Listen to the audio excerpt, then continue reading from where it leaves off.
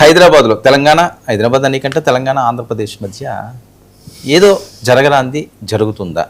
పవన్ కళ్యాణ్ సమావేశానికి రేపు పర్మిషన్ ఇవ్వకపోవడం వెనుక ఆంతర్యం ఏంటి?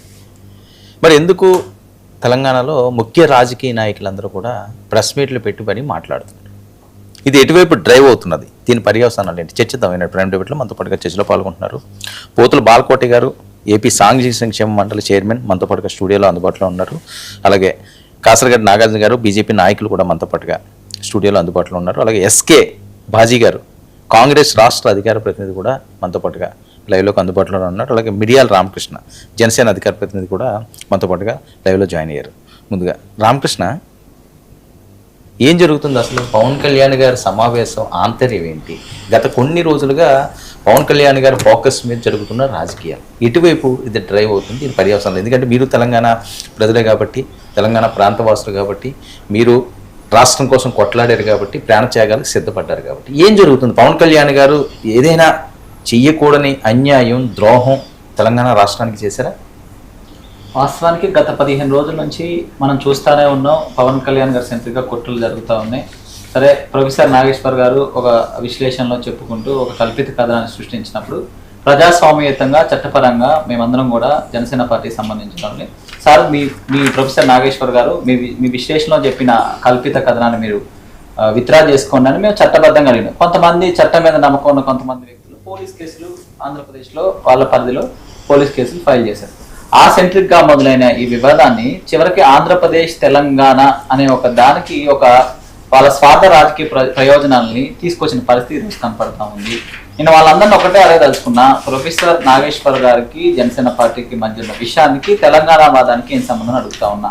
సో అది అయిపోయింది, ఆయన ఉపసంహరించుకుంటా అని చెప్పిండు ఆ రోజు తర్వాత, 2 రోజుల తర్వాత. సో మేము కూడా దాన్ని పట్టించుకోలేదు, ఆయన పెద్ద మనిషి అని మేము కూడా మా పనుల్లో వెళ్ళిపోయిన తర్వాత మళ్ళీ ఒక రౌండ్ టేబుల్ సమావేశాన్ని కొంతమంది తెలంగాణ వాదం మీద చందాలు దందాలు వసూలు చేసుకుంటూ బతికి, నేను కూడా తెలంగాణ వ్యక్తినే, తెలంగాణ ఉస్మానియా విద్యార్థి నాయకుని, కానీ మా దగ్గర ఒక బ్యాచ్ ఉందన్నమాట, చందాలు దందాలు చేసుకోవడానికి తెలంగాణ వాదం కావాలి.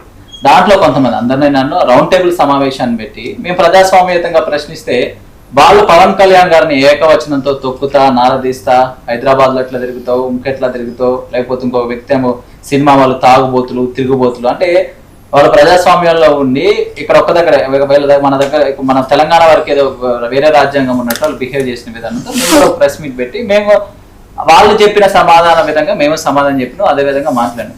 ఇవన్నీ జరిగిన తర్వాత ఈ జూన్ 2 మీటింగ్ వచ్చిన తర్వాత, జూన్ 2 మీటింగ్ అనేది మేము ఈ రోజు షెడ్యూల్ చేసుకున్నది కాదు. ఈ విషయాలని జరగక ముందే మేము ఆవిర్భావ దినోత్సవం రోజు పవన్ కళ్యాణ్ గారితో ఇక్కడ మేము ప్రోగ్రామ్ చేసుకోవాలని మా తెలంగాణ నాయకులందరూ రిక్వెస్ట్ చేస్తే ఒక 20 days ముందే షెడ్యూల్ అయిన ప్రోగ్రామ్.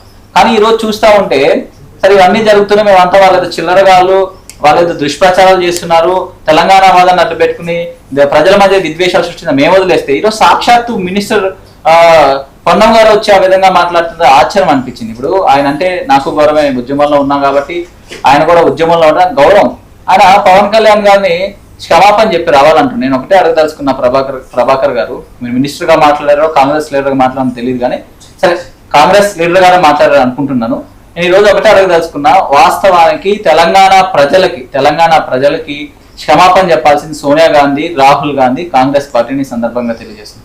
ఎందుకంటే 2004లో మీ సెంట్రల్ మేనిఫెస్టోలో, నాట్ ఆంధ్రప్రదేశ్ ఉమ్మడి ఆంధ్రప్రదేశ్ మేనిఫెస్టోలో కాదు, సెంట్రల్ మేనిఫెస్టోలో మీరు తెలంగాణ ఇస్తా అని చెప్పి 2004 నుంచి 2014 వరకు 10 సంవత్సరాలు అధికారంలో ఉండి 10 సంవత్సరాలు మీరు తెలంగాణ ఇవ్వకపోవడం వల్ల 1200 విద్యార్థులు బలిదానాలు చేసుకున్నారు. 1200 బలిదానాలకి మీరే కారణం. అనేక కుటుంబాలు రోడ్డును పట్టే దానికి మీరే కారణం. తెలంగాణ నష్టపోయింది, ఆంధ్ర నష్టపోయింది, దానికి మీరే కారణం. మొదటగా మీరేమి తెలంగాణ ఇవ్వలేదు, మేము కొట్లాడి తెలంగాణ తెచ్చుకున్నాం. సోనియా గాంధీనో రాహుల్ గాంధీనో కాంగ్రెస్ పార్టీ భిక్షిస్తే తెలంగాణ రాలేదు, మేము సాధించుకున్న తెలంగాణ రాష్ట్రం. కానీ మీ దగ్గర నుంచే సాధించుకున్న ఈ సందర్భంగా పొన్నం ప్రభాకర్ గారు చెప్తున్నాం. మీరు కూడా 2009 నుంచి 14 వరకు మీరంటే గౌరవం ఎందుకే అన్న, మీ పార్టీ మీద మీరు పోరాడారు. 2014లో ఇంకా 3 నెలలు ఎలక్షన్ అని చెప్పినారా, అసంబద్ధంగా ఒక శాస్త్రీయత లేకుండా ప్రాంతాల మధ్య విద్వేషాలు సృష్టించే విధంగా, ప్రజలు కొట్లాడుకునే విధంగా, చివరికి ఎంపీలు కూడా విడిపోయి పెప్పర్ స్ప్రే చేసుకునే విధంగా మీరు విభజించిన విధానానికి మీరు ఖచ్చితంగా 2 తెలుగు రాష్ట్రాల ప్రజలకు కూడా ఈ రోజున మీరు క్షమాపణ చెప్పాలని పొన్నం ప్రభాకర్. ఎందుకు పవన్ కళ్యాణ్ గారు చెప్పాలి? పవన్ కళ్యాణ్ గారు అన్న తెలంగాణ ఆస్తులు దోచుకున్నారా, లేకపోతే మీ Congress party CM YS Rajasekhara Reddy లాగా ఏమైనా భూములు దోచుకున్నాడా, వాళ్ళ కొడుకు జగన్మోహన్ రెడ్డి లాగా భూములు దోచుకున్నాడా, మీలాగా అక్రమ సంపాదనతో బతుకుతుండా పవన్ కళ్యాణ్ గారు, లేకపోతే గత 10 సంవత్సరాలు పరిపాలించిన బీఆర్ఎస్ లాగా అవినీతి సొమ్మేమన్నా తెలంగాణ ఉందా? మీరంతా తెలంగాణ ప్రజలు దోచుకున్న తెలంగాణ వాదం పేరుతో లక్షల కోట్ల అవినీతి సొమ్ము ఈ రోజు మీరు బతుకుతా ఉన్నారు. పవన్ కళ్యాణ్ ఆయన సొంత డబ్బులతోనే తెలంగాణకి ఆయన చేతనైనంత ఏరోదయం చేసిండు.